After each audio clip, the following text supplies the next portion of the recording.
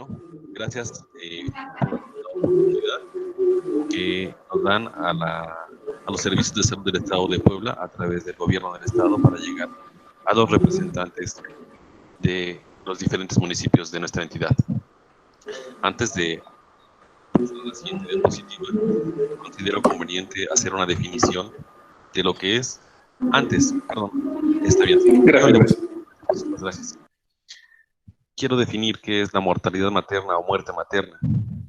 Es un término estadístico que describe la muerte de una mujer durante el embarazo, el parto o el posparto, o también conocido como puerperio. El que un embarazo o un parto desemboque en la muerte de la mujer refleja problemas estructurales, tanto de acceso al control de la natalidad como de atención a la salud. Al control de la natalidad, porque la mayor parte de los embarazos no son planificados y pueden ocurrir en mujeres a muy temprana edad, los conocidos embarazos en mujeres adolescentes, o a edad tardía, mujeres maduras que rebasan los 35 años de edad y que desafortunadamente para entonces es probable que ya cuenten con problemas de salud coexistentes, como son diabetes, hipertensión, obesidad y otros factores, como son la nuliparidad, es decir, que mujeres apenas a los 35 años están cursando con su primer embarazo, o multíparas, que ya tienen muchos embarazos y existe mayor riesgo de desarrollar una complicación. Y en toda esta edad reproductiva, que se considera de forma general desde los 10 y hasta los 49 años de edad, existen algunos factores que pueden afectar el desarrollo del mismo embarazo. Por ejemplo, el estado nutricional deficiente, la baja escolaridad, la ocupación, el estrato social bajo, el lugar de residencia, predominantemente en zonas marginales, pueden ser un factor de riesgo para la paciente. El estado civil, que tal vez hay quienes se pregunten por qué el estado civil, si la paciente es una mujer, cursa con un embarazo sin el apoyo de su esposo, es más difícil, y la carencia de seguridad social. Por lo tanto, el alto número de muertes maternas en algunas zonas del mundo refleja las inequidades en el acceso a los servicios de salud y subraya las diferencias entre ricos y pobres. La mayoría de las muertes maternas son evitables, obviamente. Las soluciones sanitarias para prevenir o tratar las complicaciones son bien conocidas y todas las mujeres necesitan acceso a la atención prenatal durante la gestación, a la atención especializada durante el parto y a la atención y apoyo en las primeras semanas tras el parto. En relación a lo anterior, la mortalidad materna se considera un indicador sensible al desarrollo social, porque muchas de estas muertes ocurren por razones evitables, vinculadas a condiciones de pobreza. Hay datos estadísticos sobre el número de muertes maternas a nivel internacional y local que resaltan la magnitud del problema, así como el conocimiento científico de las causas de estos fallecimientos. Pero escasa información existe publicada sobre el impacto familiar y el desequilibrio que se produce cuando ocurre una muerte materna, situación que trae consigo desconocimiento sobre la real situación de los hijos huérfanos. Apóyeme, por favor, a ver si con la siguiente diapositiva.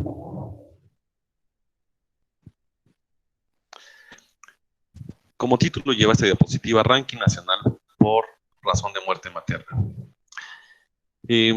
Para fines prácticos, en el mundo, la medida generalmente utilizada para identificar y evaluar la existencia y gravedad de las barreras para el acceso a los servicios de salud materna es la razón de muerte materna, que se expresa en el número de mujeres que mueren durante el embarazo, parto o puerperio por cada 100,000 nacidos vivos. Este análisis corresponde a la semana 37, semana epidemiológica, así se denomina, que está comprendida del 6 al 12 de septiembre. Esta es la información oficial publicada a nivel nacional. Nuestro estado, para ese entonces, contaba ya con 29 defunciones ocurridas, lo que nos posicionó en el lugar número 23 en relación a la razón de muerte materna en comparación con el resto de los estados de nuestro país.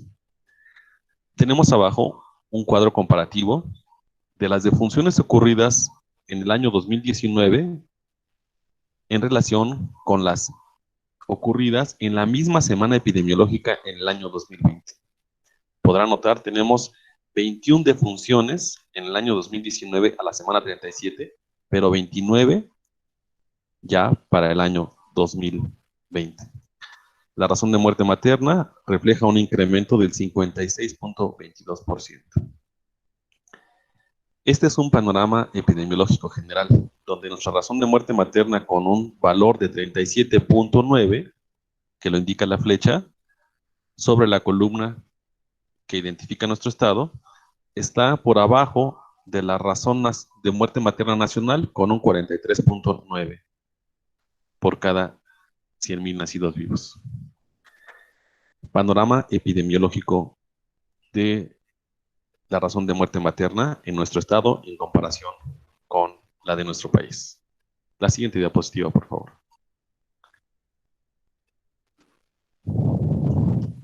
Como ustedes saben, nuestro estado se encuentra dividido en 10 jurisdicciones sanitarias, entre las que se encuentran divididos los 217 municipios que integran nuestra entidad.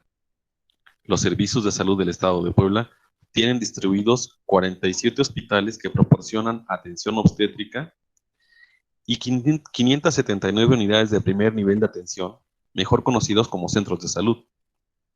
En este número están incluidos 35 CESAS, que también son unidades de primer nivel de atención, pero con servicios ampliados.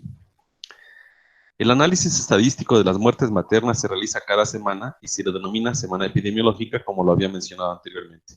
Por lo tanto, en esta diapositiva tenemos un análisis de la misma semana epidemiológica de 2019 comparada con la del año en curso, pero dividida por jurisdicciones.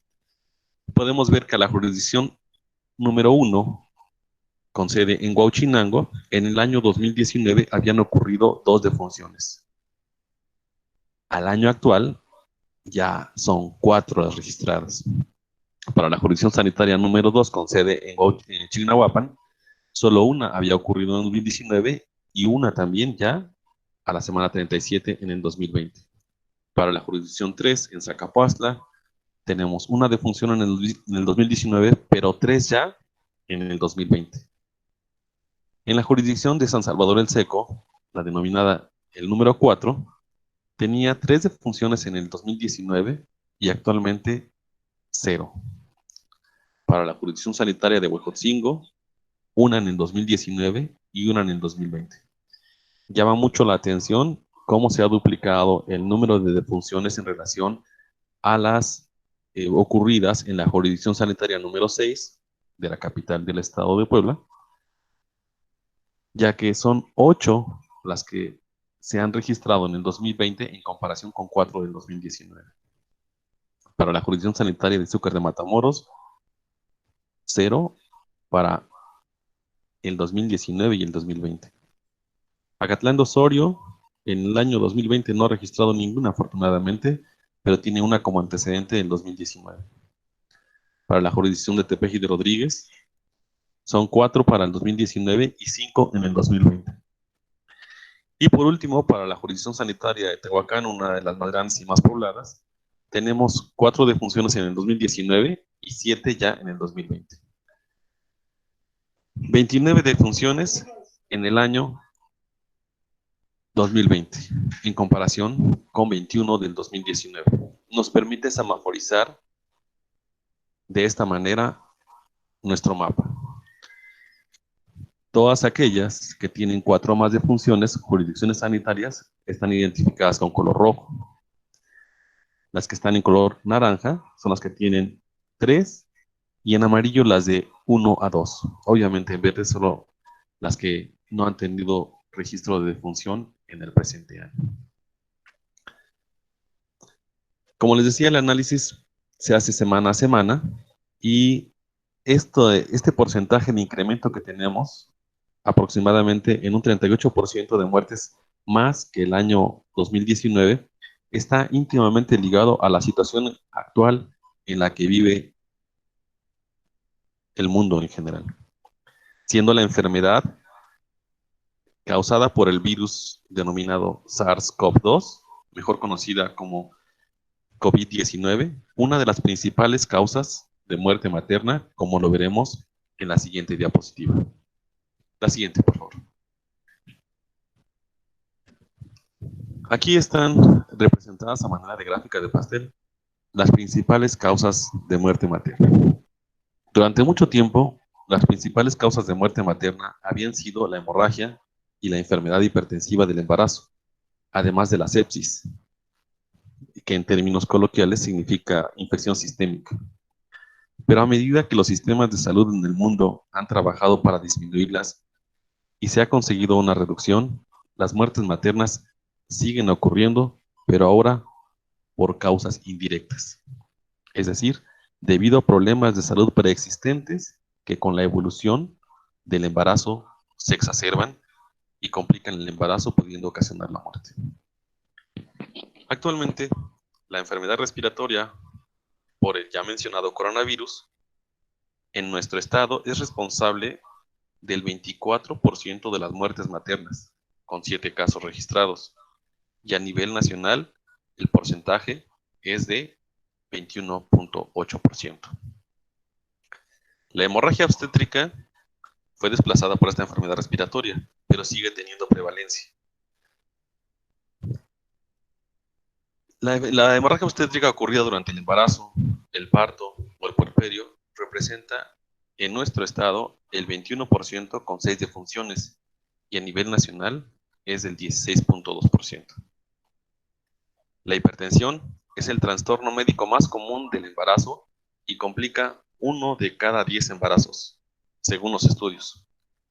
Muestra de ello es que la enfermedad hipertensiva del embarazo aparece como la tercera causa de muerte materna, con 5 casos que representan el 17% en nuestro estado y el 16.3% a nivel nacional.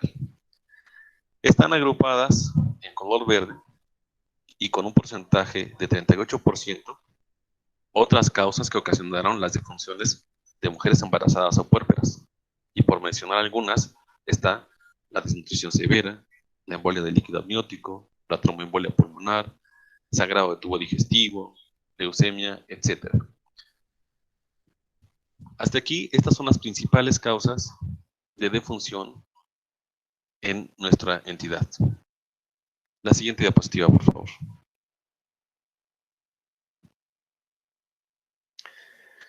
Pero bueno, la finalidad de la presente sesión de primera instancia es proporcionarles información que les permita tomar decisiones acertadas para colaborar con los servicios de salud del Estado de Puebla y beneficiar a la población que ustedes representan, pues han puesto su confianza en ustedes. Por eso considero necesario informarles que en los últimos 5 años han ocurrido un total de 176 muertes maternas, divididas en 75 municipios aquí plasmados. Algunas cuentan con solo una defunción en este lustro registrado, pero otras tienen 2 o más casos. La siguiente diapositiva, por favor. Del cuadro anterior se extrajeron aquellos municipios que tienen 2 o más muertes maternas. Dado que las pacientes residían en ese municipio, se han enlistado 39 municipios denominados como repetidores. Desconozco cuántas presidentes municipales o cuántos representantes nos acompañan, pero ojalá que sean la mayoría para que puedan darse cuenta si su municipio, su cabecera municipal o su localidad ha tenido algún caso de muerte materna, para que tome conciencia y se pregunte si hay algo que pueda hacer para impactar de forma positiva y disminuir el número de muertes maternas en el futuro. La siguiente diapositiva, por favor. Este es un análisis ahora de las defunciones ocurridas en lo que va del año 2020. 29 divididas en 17 municipios. Como lo mencioné anteriormente, el incremento en relación con el año anterior tiene que ver con la situación sanitaria actual, con la contingencia. Pero este panorama es más concreto y nos hace saber quiénes de los presentes podrían tomar acciones para disminuir el impacto de la muerte materna. La siguiente, por favor. Como les mencioné, una de los objetivos de esta sesión es hacerles del conocimiento a ustedes cuáles son las acciones que pueden ayudar a reducir la mortalidad materna. Por parte de la Secretaría de Salud existe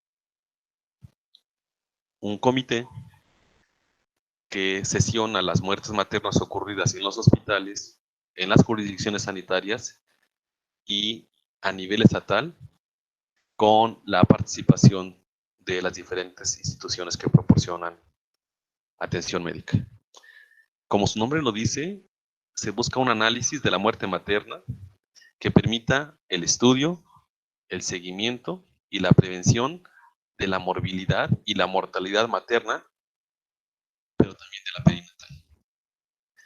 En este comité participan múltiples figuras que son todos aquellos que intervinieron en la atención médica de una paciente que terminó desafortunadamente con una muerte, que puede ser un centro de salud, un consultorio particular, una clínica particular, un hospital privado, un hospital de la Secretaría de Salud, del IMSS, del ISSSTE, del ISTEP, y todos estos se reúnen para identificar cuáles son las posibles deficiencias que ocurrieron y que pudieron llevar a cabo este desenlace fatal. Puede ser incluso que no esté atribuido a ninguna de las cuestiones de la atención médica y que haya sido una toma de decisión tardía de la paciente para acudir a solicitar la atención médica. Pero también existen cosas que nosotros, como médicos, podemos mejorar durante la atención de las mismas.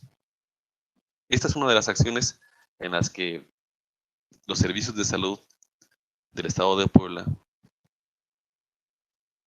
invierten tiempo, esfuerzo y recursos humanos para que se analicen de manera detallada las muertes maternas y se procuren evitar. Otra de las estrategias es la denominada cero rechazo en primer y segundo nivel de atención. ¿Por qué cero rechazo? Se refiere a la aceptación de todas las instituciones a las embarazadas sin importar su derecho a vigencia o seguridad social. Pero además debe haber también cero tolerancias para que se pueda garantizar la atención oportuna y con calidad. Es decir, una paciente embarazada que requiera atención médica acude a cualquiera de nuestros hospitales y debe ser valorada para determinar la urgencia con la que debe ser atendida y, de ser posible o necesario, referida para otorgarle una calidad adecuada en la atención. La siguiente diapositiva, por favor.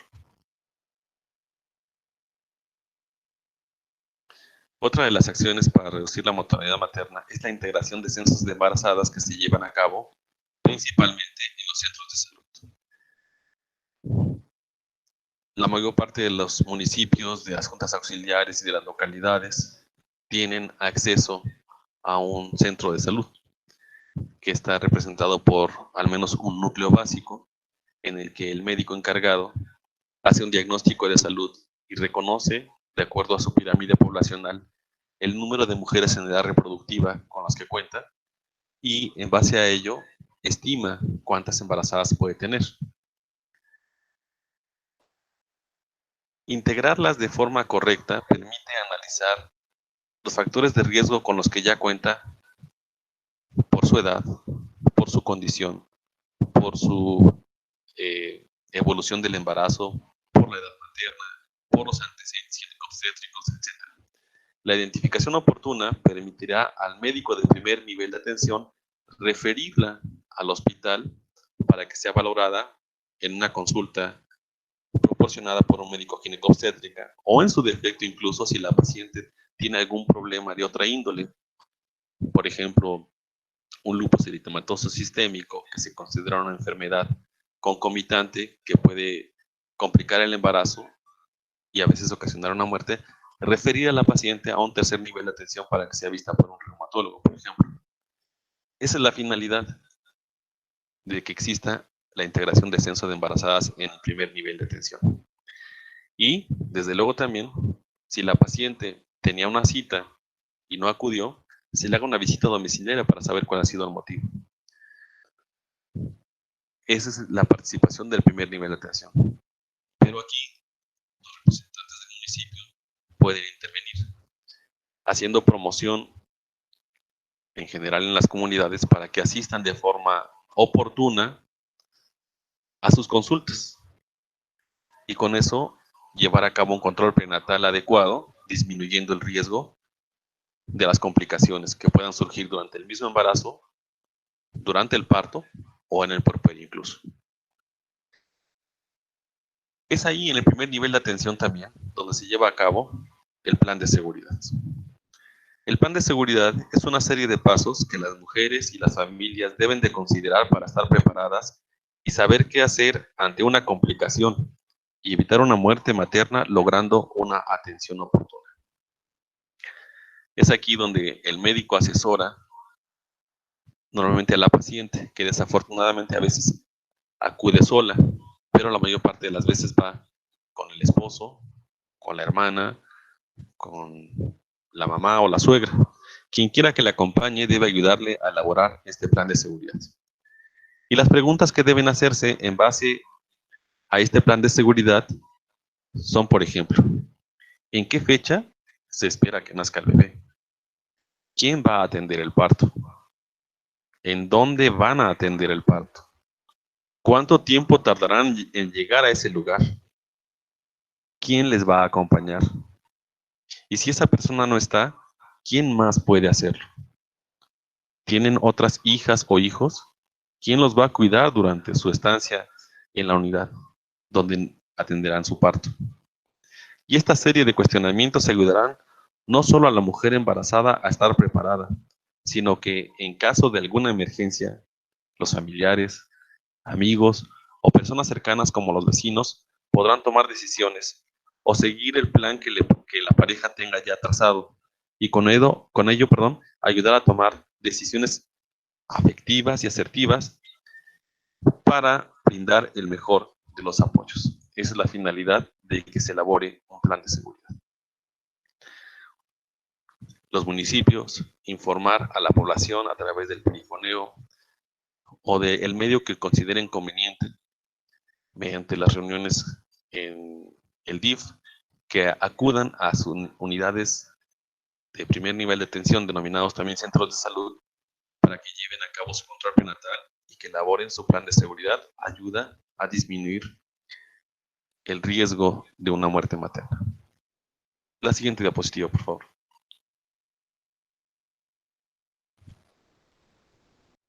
La asignación de madrinos y padrinos obstétricos. ¿Qué es esto? Con el propósito de promover la participación social, el compromiso de salvaguardar la integridad de las mujeres en estado de gestación y disminuir la muerte materno-infantil, se creó la estrategia denominada Madrinas y Padrinos Obstétricos, que involucra actores comunitarios, locales y personal de salud, sobre todo en comunidades rurales o altamente marginadas. Se capacita a la madrina o padrino obstétrico para verificar que las mujeres embarazadas acudan a los servicios de salud para control médico. Dar seguimiento a las consultas prenatales, apoyar a la pareja y a la familia para elaborar, como lo mencionábamos, el plan de seguridad ante alguna emergencia, ya que pueden identificar perfectamente los signos y síntomas que pongan en peligro la vida de la mujer o del bebé incluso. La participación de esta figura es sumamente importante, pues además a la paciente y le ayuda a disminuir el nivel de estrés, sabiendo que cuenta con un apoyo. En relación al protocolo de atención hospitalaria del triage obstétrico de Código Mater, es una actividad meramente profesional, ya que toda paciente que acude a una unidad hospitalaria debe ser sometida a un triage obstétrico, que consiste en la valoración rápida por un personal calificado para que determine si ella está presentando una emergencia que requiera atención de forma inmediata o pueda esperar unos minutos antes de ser valorada. Si la paciente llega con signos vitales inestables o con hemorragia, con datos francos de una eclampsia que se caracteriza por una crisis convulsiva ocasionada por una enfermedad hipertensiva del embarazo, se activa el denominado Código Mater, que permite la intervención de personal calificado y perfectamente coordinado para la atención inmediata de esta paciente y disminuir el riesgo de la muerte materna. La siguiente, por favor.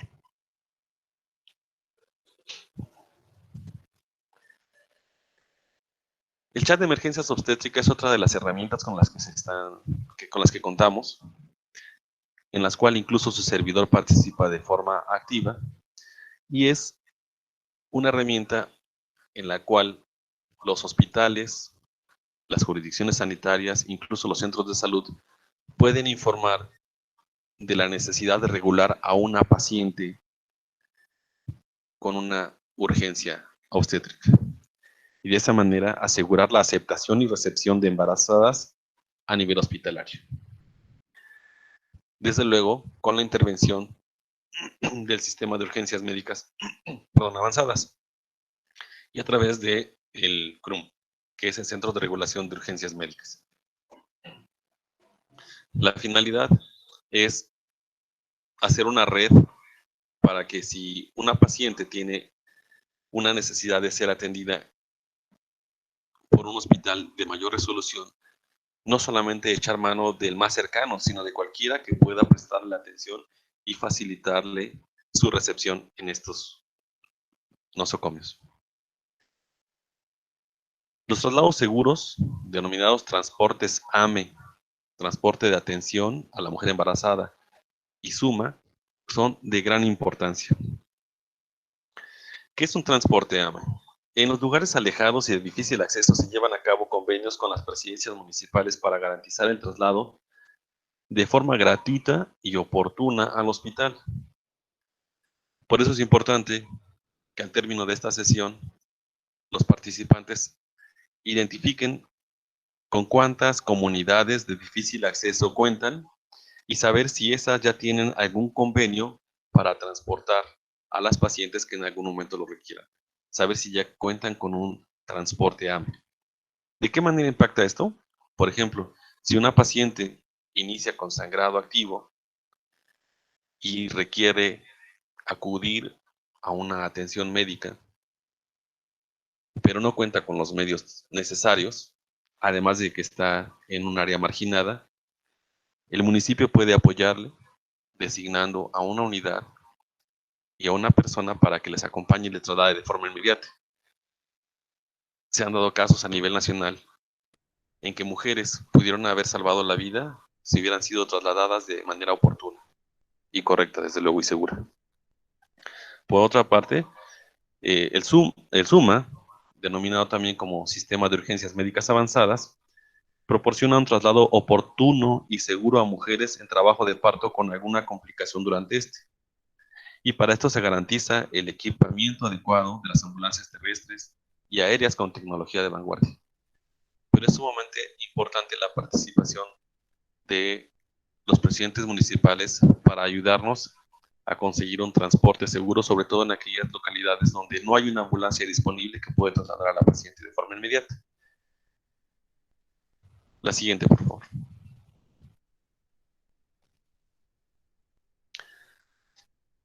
Posadas AME o posadas con atención a mujeres embarazadas tienen su origen en un albergue a la mujer embarazada. Y este es un espacio físico ubicado cerca de un hospital con capacidad resolutiva que cuenta con camas, cocina, baño, patio, algunas incluso con jardín, estancia y centro de lavado para que las mujeres que residen en localidades dispersas o que se ubican a más de 2 horas de un servicio de salud y que requieran atención especializada durante el embarazo, el parto o el puerperio, puedan recibir hospedaje y alimentación junto con sus hijos y o familiares el tiempo necesario. Por lo tanto, quien hace la valoración para determinar qué mujeres reciben este apoyo es el personal de la unidad hospitalaria, ya que quienes deben recibirla son mujeres que requieren valoración y atención especializada en hospitales durante el control prenatal, pero no requieren ingreso hospitalario. Es decir, una paciente que sea necesario estar vigilándola, pero que no es inminente o indispensable su hospitalización, dándole la oportunidad a otra paciente que sí requiera estar hospitalizada, pero mantenerla cerca para que pueda ser vigilada. También son beneficiadas las madres de recién nacidos complicados, ya que durante su estancia cerca del bebé pueden facilitar la lactancia materna, que llega a ser fundamental para mejorar el pronóstico del bebé hospitalizado. Otras son las mujeres en trabajo de parto que no requieren ocupar una cama en el hospital. Mujeres que requieren vigilancia especializada durante el puerperio. Y mujeres que no cuentan con apoyo en sus comunidades para el cuidado de sus hijos. Esa es la finalidad de que exista una posada AME. Y por último, la sensibilización a través de talleres.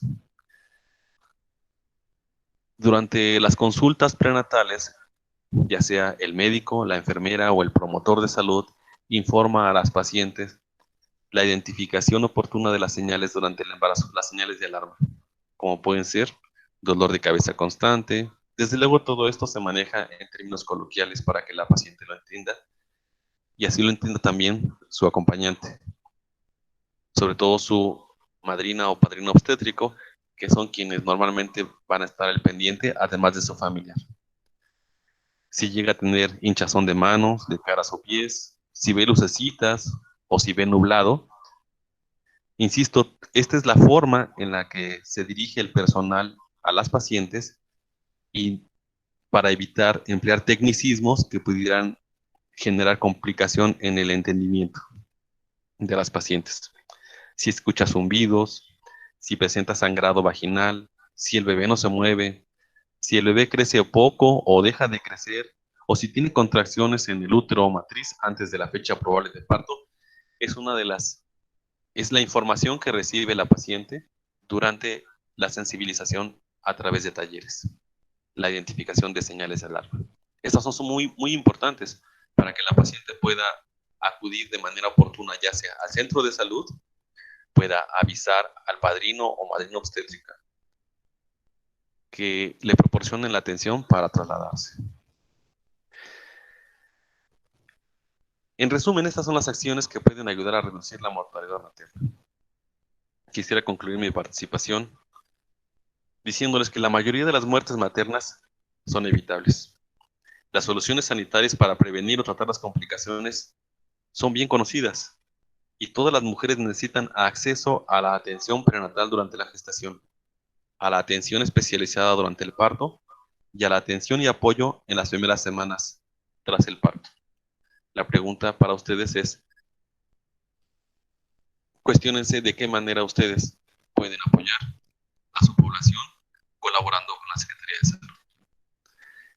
Mi nombre, soy el doctor Rodrigo Flores Limón, pertenezco al programa de Salud Materna y Perinatal del Departamento de Salud Reproductiva de los Servicios de Salud del Estado de Puebla.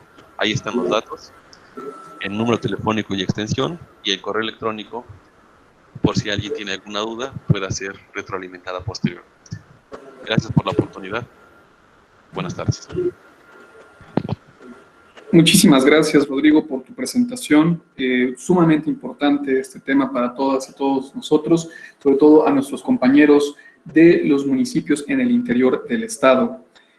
Asimismo, les recordamos a todos nuestros compañeros que nos acompañan a través de esta reunión virtual que las preguntas y comentarios vertidos amablemente por ustedes en el chat se atenderán al final de ambas presentaciones. Asimismo, le invitamos a la doctora Virginia a realizar la presentación del tema dengue para todos y todos nosotros. Les agradecemos nuevamente su atención y cedemos la palabra a la doctora Virginia. Doctora, por favor, si gusta hacer la presentación, asimismo como también abrir su micrófono. Hola, buenas tardes a todos. Sí, claro que sí. Permítanme, les comparto. Ay, Dios. ¿Dónde le doy compartir? En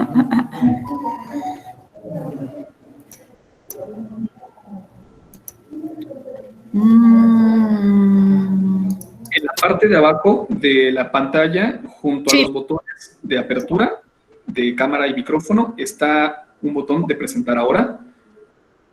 Desactivar cámara, sí, ya la encontré. Espérenme.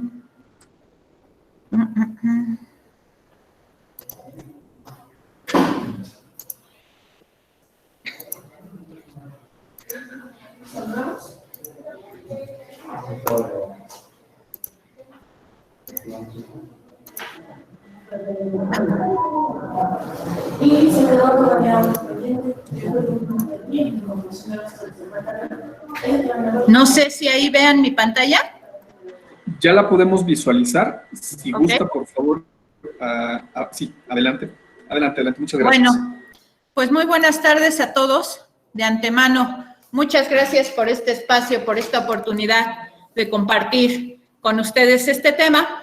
Si bien acabamos de revisar otro de los temas sumamente importantes para la salud, no solo de nuestro estado, sino del país, incluso a nivel internacional, como es la salud en relación a la maternidad. Sabemos que los padecimientos transmisibles, los padecimientos infecciosos, siguen siendo un serio problema de salud pública para muchas áreas, incluyendo dentro de estas a nuestra entidad.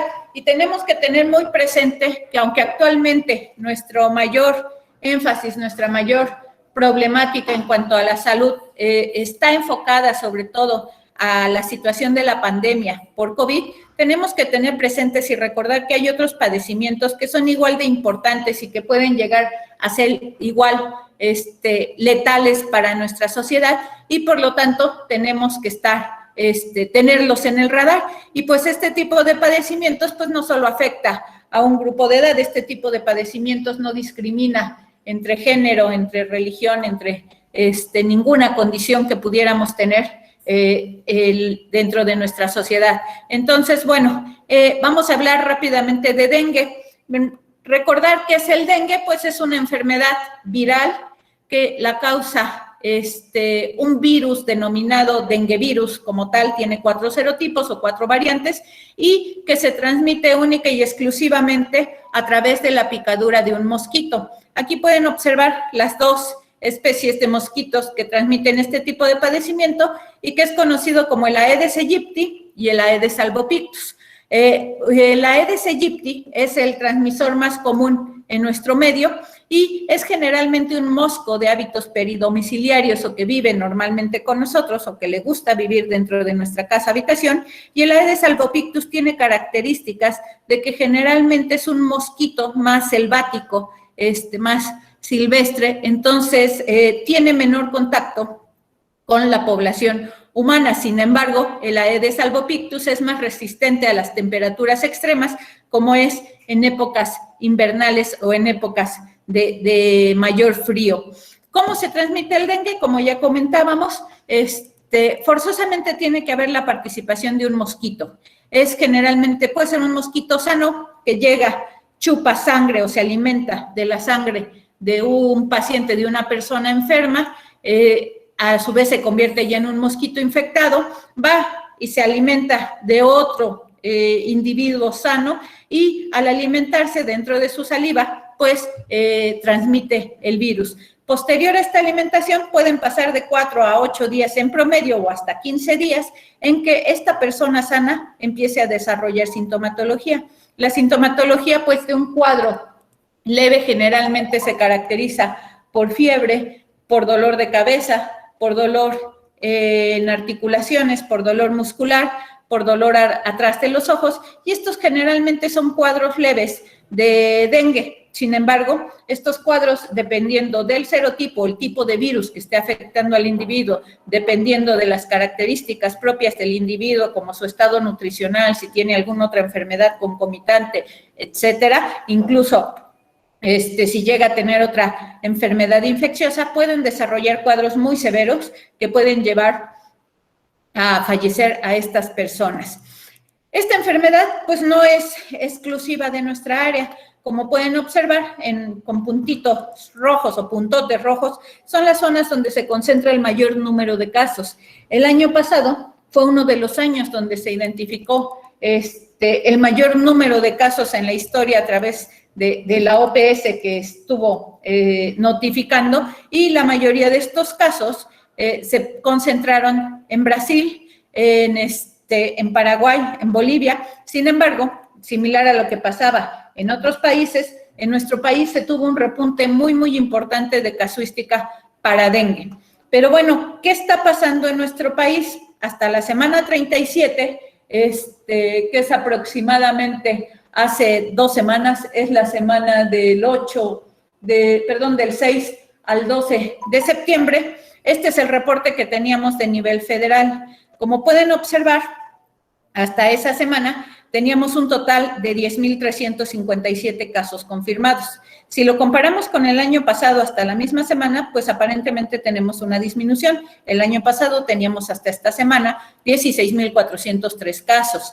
De estos, el dengue se clasifica en dengue no grave, que son el cuadro leve que ya platicamos, en dengue con signos de alarma, que son las personas que pueden llegar a presentar sangrados, pueden presentar inflamación, que pueden llegar a presentar datos de secuestro de líquidos, el abdomen se les inflama por secundario a que están secuestrando líquidos, pueden tener dolor abdominal, vómito, etcétera, y se clasifica también como dengue grave, que son las personas que pueden llegar a estar inclusive en estado de choque, que hemodinámicamente están más inestables, son cuadros más severos y que requieren generalmente el apoyo de una terapia intensiva.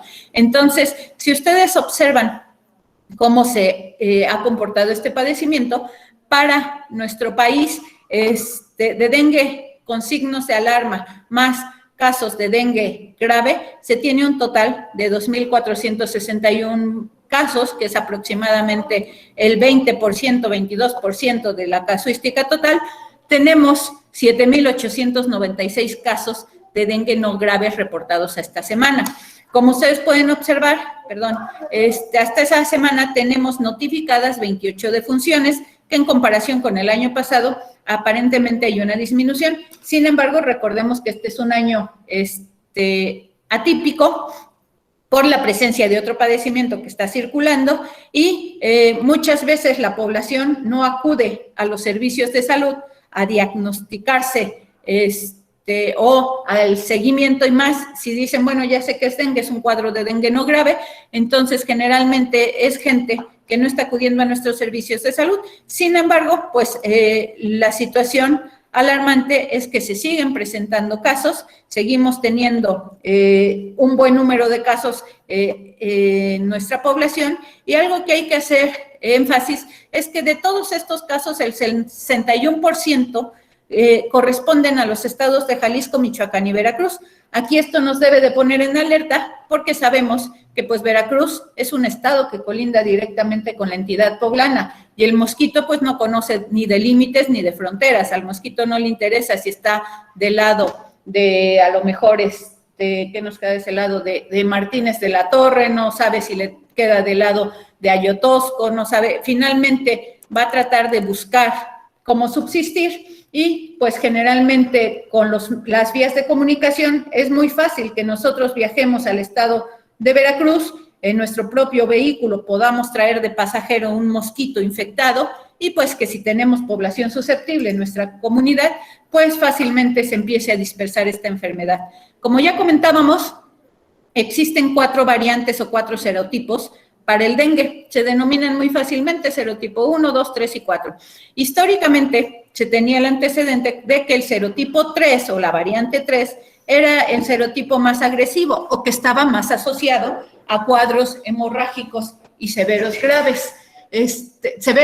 o graves. Sin embargo, en últimas instancias se ha visto que de los serotipos que más ha estado circulando es el serotipo 2 y el serotipo 2 ha presentado actualmente cuadros muy graves que si bien no se dan como esperábamos ver con serotipo 3, con sangrados masivos, con manifestaciones hemorrágicas latentes como antes se veían los casos graves, el serotipo 2 se ha visto que llega a producir alteraciones en el hígado, alteraciones a otros niveles que comprometen el estado general de salud del paciente y pues llegan a fallecer a causa de este serotipo. Entonces, el serotipo 2 es el que más está circulando en el país y si ustedes observan para Puebla, pues predominantemente tenemos circulando serotipo 2, serotipo 1 y este año solo se ha identificado un caso de serotipo 3. Aquí lo importante pues es que el serotipo 3 se ha identificado sobre todo en la parte norte del estado de Puebla. ¿Y cuál es la importancia también de los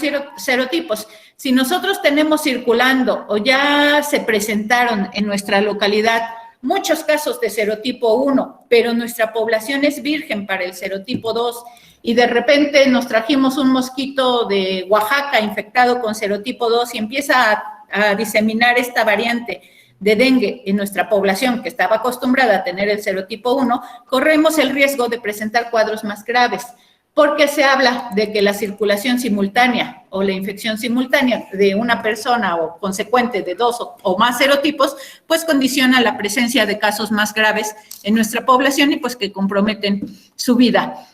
Entonces, en cuanto a tasa y casos de dengue por entidad federativa, ustedes pueden observar que Puebla ocupa el lugar 14º por tasa de incidencia por 100,000 habitantes y el lugar 6º por número de casos confirmados. Generalmente hacemos esta diferencia porque en muchas ocasiones decimos, no es que Puebla tiene muchos casos en comparación con otros estados y estamos en el 6º lugar. Sí, pero también tenemos una población mayor. Entonces, por eso es que se hacen este tipo de análisis estadísticos en los que la comparación se realiza a través de tasas, comparando por cada 100,000 habitantes cuántos casos estamos presentando. Entonces, por tasa estamos en el lugar 14º y por total de casos estamos en el lugar 6º. A nivel nacional, los casos se concentran, bueno, y estas gráficas es similar a lo que está pasando en el estado. Generalmente se está manifestando más en el género masculino que en el femenino. Pueden observar tanto de dengue no grave, que antes conocíamos como dengue clásico hace muchos años, y como en dengue con signos de alarma y dengue grave, que antes se llamaba dengue hemorrágico, estamos observando que se concentra mayormente la casuística en el género femenino. Aquí hay varias hipótesis. Se habla de que generalmente el mosquito, al ser peridomiciliario, se queda en casa y generalmente, o antes se daba más la situación de que las mujeres permanecían más en casa que los hombres, pues se había exposición o mayor exposición que el género masculino. Así también, pues otra de la hipótesis es que generalmente el género femenino son las que más acuden a demandar atención a los servicios y por lo tanto, pues es el reporte que se tiene en cuanto a género. En cuanto a Puebla, ¿qué está pasando? Bueno, en cuanto a Puebla, hasta la fecha, hasta la semana 37, teníamos 449 casos. El año pasado teníamos 697 casos.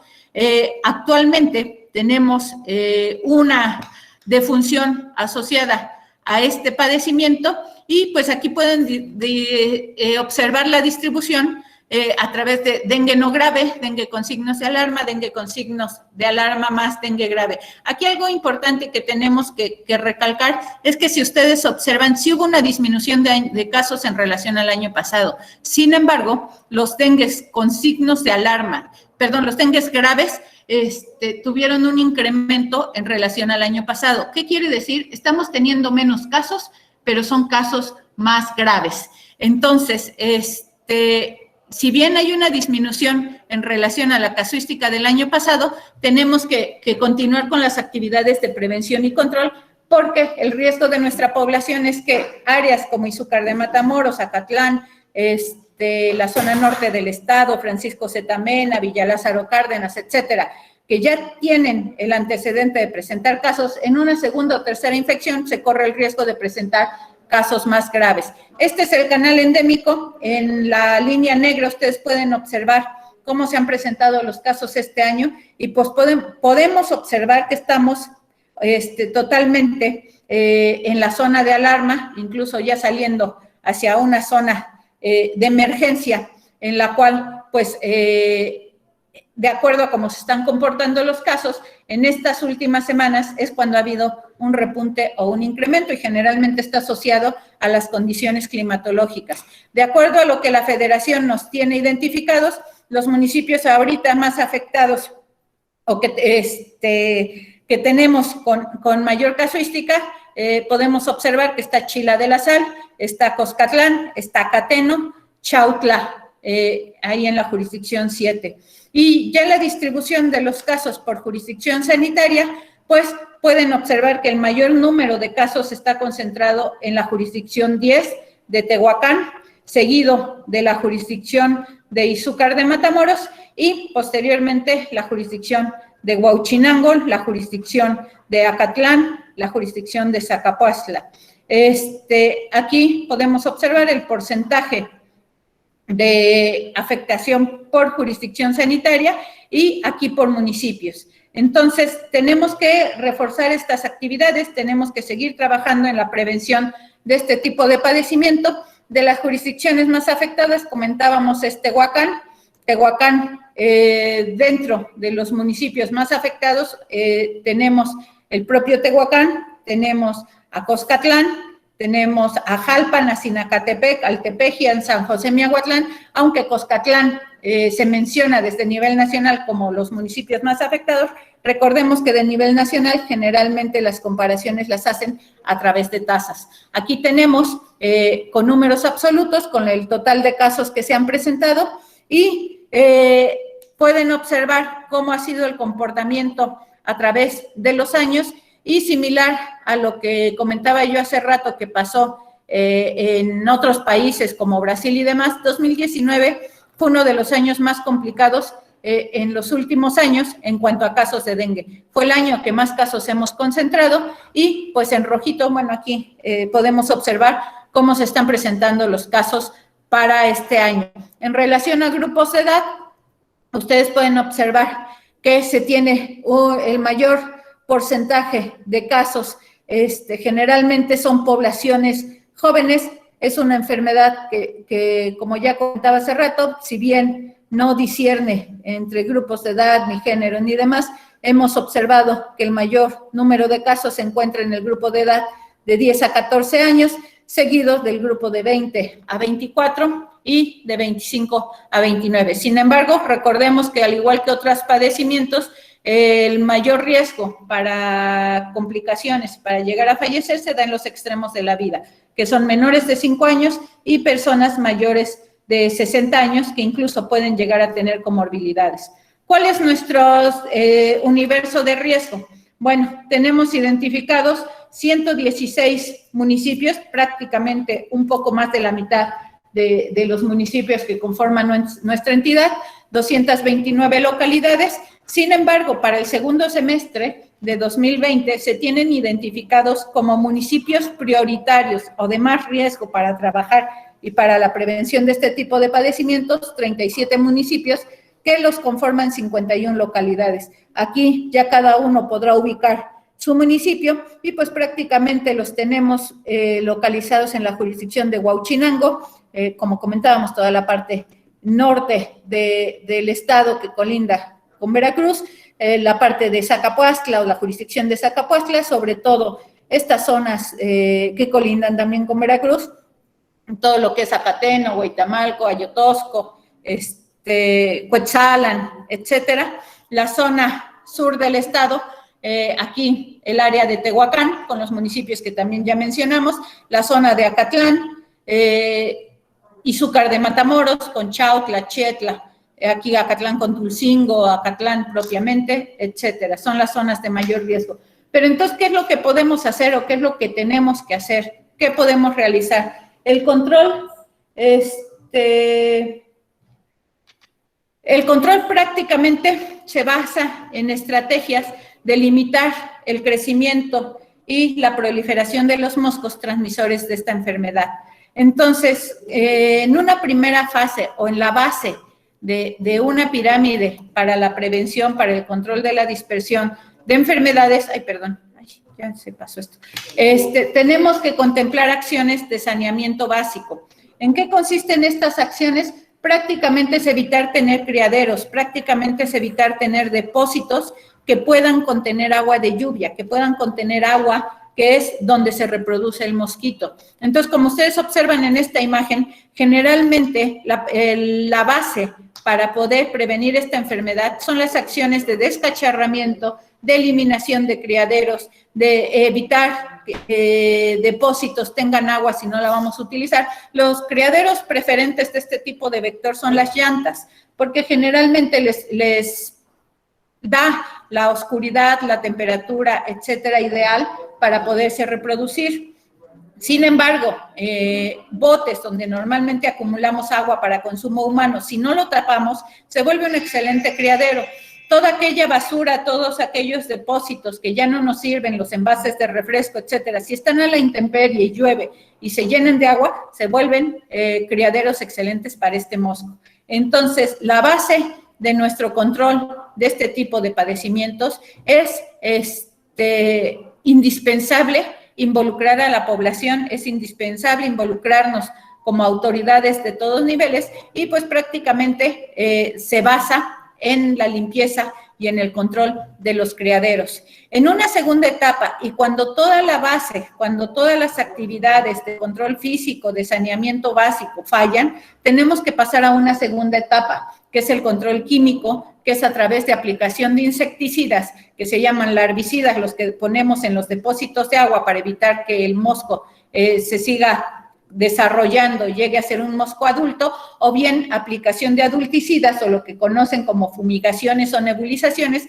en la que lo que se trata es de matar al mosco adulto que anda circulando. Sin embargo, esta etapa no es la solución para el control del dengue. La solución para el control del dengue es trabajar en la base, trabajar en eliminar criaderos, porque de nada me sirve esta actividad que ustedes ven aquí, nebulizando o fumigando, si ustedes gustan y mandan todos los días, si yo sigo teniendo criaderos, si yo sigo teniendo depósitos con agua de donde están saliendo los moscos. La nebulización es efímera. Yo nebulizo hoy, el producto, su efecto en el medio ambiente me dura un par de horas y los mosquitos que iban a nacer en la noche o mañana de los criaderos que tengo ahí activos, no se les va a afectar, ahí van a seguir. Entonces, muchas veces nos dicen, es que la fumigación no sirve. No, no es que no sirva. La fumigación sirve para matar lo que anda volando en ese momento. Pero si yo sigo teniendo mis criaderos, si yo no estoy eliminando todo de donde están haciendo los moscos, van a seguirse generando, aunque estemos fumigando día y noche todos los días. Entonces, necesitamos trabajar mucho con la participación comunitaria, necesitamos trabajar mucho en el control físico de los criaderos y ya cuando estas dos situaciones fallan, entonces es cuando ya llegamos a tener casos. Entonces aquí lo importante también es, si nos llegamos a enterar, hay que notificarlos, hay que identificarlos y en caso de que sean pacientes que tienen síntomas de gravedad, inmediatamente referirlos a una unidad médica, porque son gente que se les necesita dar seguimiento con estudios de laboratorio y mantenerlos bajo vigilancia para evitar que se lleguen a complicar. Entonces, Dentro de la participación municipal es indispensable el compromiso y la participación de autoridades municipales y locales, ya que se requiere concientizar a la población y establecer jornadas de eliminación de criaderos periódicas, por lo menos cada 2 meses al 100% de la localidad, así como el cuidado de áreas públicas como jardines, mercados, panteones, etcétera, para que estén libres de criaderos. Ahorita viene una temporada crucial y muy importante, que es la época de muertos. Desafortunadamente, nuestra sociedad o nuestra población, en muchas ocasiones los panteones no los visitamos más que cada año. Y en esas visitas generalmente les cambiamos el agua, se pone agua limpia, se dejan los floreros llenos de agua y difícilmente regresamos a quitarles esa agua. O bien son floreros artificiales, tienen ahí depósitos que cuando llueve se llenan de moscos. Y entonces nuestros panteones se vuelven una fuente de infestación de mosquitos para toda nuestra comunidad. Entonces, si de por sí estamos criando mosquitos ahí, y en esta época, noviembre, que mucha gente acude a visitar a sus muertos, pues corren mayor riesgo de transmisión por la presencia de moscos. Y volvemos a lo mismo, ahí aunque fumigáramos, vamos a matar al mosco adulto. Sin embargo, todo ese mosco que se sigue produciendo en esos floreros, pues no va a ser afectado por la nebulización, porque la fumigación me mata al mosco que anda volando, pero no al mosco que está en el agua.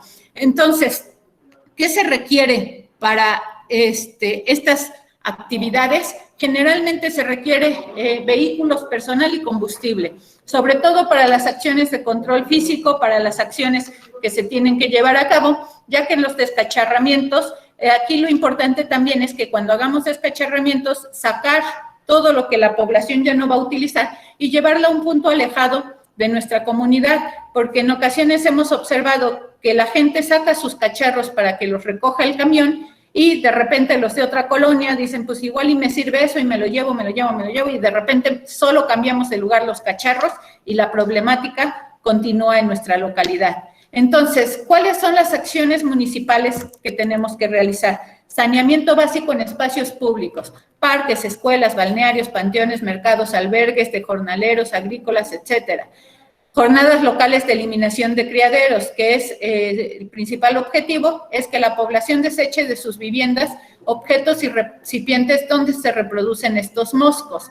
Que haya difusión de información, que haya perifoneo, que haya pinta de bardas, que haya toda la forma de hacer llegar información a nuestra población. La notificación y la referencia de casos. Recordar que las mujeres embarazadas también son una población de alto riesgo para llegar a presentar complicaciones. Entonces, es importante que si identificamos mujeres embarazadas que puedan tener sintomatología o aunque no tengan síntomas, pero no llevan control prenatal, hay que enviarlas inmediatamente a una unidad de salud. Hace rato revisamos ese tema de muerte materna y pues digo, realmente para nuestra sociedad, pues es una desgracia cuando llega a suceder una muerte materna, ya que finalmente no es solo la mujer que fallece, sino toda la familia que deja sola y que deja sin una parte crucial para el desarrollo familiar. Entonces, bueno, ¿qué tenemos que hacer? Generar entornos libres de criaderos de mosquitos transmisores de dengue. Como comentaba, las llantas son un criadero que adoran los mosquitos para reproducirse. La recolección de basura, las jornadas de limpieza, la promoción y labor de convencimiento. Tenemos que trabajar mucho con nuestra gente. Mucha gente no permite el acceso a sus casas. Sabemos que hay situaciones de inseguridad, pero si no quiere que gente ajena entre a sus casas, pues concientizar de que deben de tener limpio, de que no tengan depósitos con agua que les generen los cacharros que generen moscos, la limpieza permanente de depósitos de agua público. Cuando decimos que hay que limpiar los depósitos es lavarlos, tallarlos con agua y con jabón, porque con este tipo de moscos se da un fenómeno muy interesante. Generalmente, aunque yo tire el agua, si no tallo los depósitos, las paredes, y si tuvo huevecillos, esos huevecillos si quedan pegados a la pared del recipiente, cuando yo le vuelva a poner agua, el mosquito puede eclosionar, pueden durar hasta 2 años, en diapausa se llama, quiere decir que se queda el huevecillo como dormido, pero en cuanto yo le vuelva a echar agua, ese mosquito puede eclosionar. Entonces hay que lavar con agua y con jabón y tallar las paredes de los tanques, de los tinacos, la limpieza permanente de panteones, lotes, parques, escuelas, etcétera. Y pues tenemos que contemplar que esto no es nuevo. Desafortunadamente y tristemente, la mayoría de los obstáculos para este tipo de control de padecimiento siguen siendo los mismos del pasado. Nuestra cultura de repente no se modifica, seguimos acumulando llantas, seguimos teniendo tambos destapados, seguimos teniendo botes y cubetas a la intemperie, floreros y plantas acuáticas que no les cambiamos el agua, que ahí se quedan como buenos depósitos, etcétera. Entonces, tenemos que trabajar mucho en la parte de concientización hacia la población. Como les comentaba, la fumigación es una herramienta que nos ayuda, pero no es la solución. Aparte de que dañemos el medio ambiente, son acciones caras, son acciones que tienen un impacto en el ecosistema y pues que tenemos que tomar como últimas alternativas de control.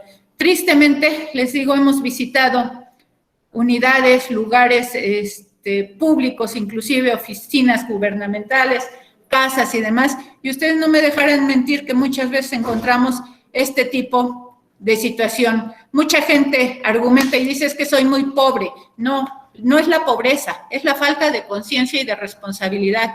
Puedo ser muy pobre, pero puedo tener protegido todo esto, las llantas, si las voy a necesitar para comercializar, para lo que quieran, taparlas, tratar de ver que no contengan agua, tratar de tener ordenado nuestros espacios en el patio y demás. Y bueno, esto es un ejemplo, esto es un croquis de otro estado de la República Mexicana, nada más para que vean cómo evoluciona un brote. Estos puntos amarillos en X fecha, en X lugar, se identificaron casos de dengue. En una semana no se realizaron acciones y demás. En una semana, en unos cuantos días, el croquis ya se veía así. En otra semana, el croquis ya se veía así.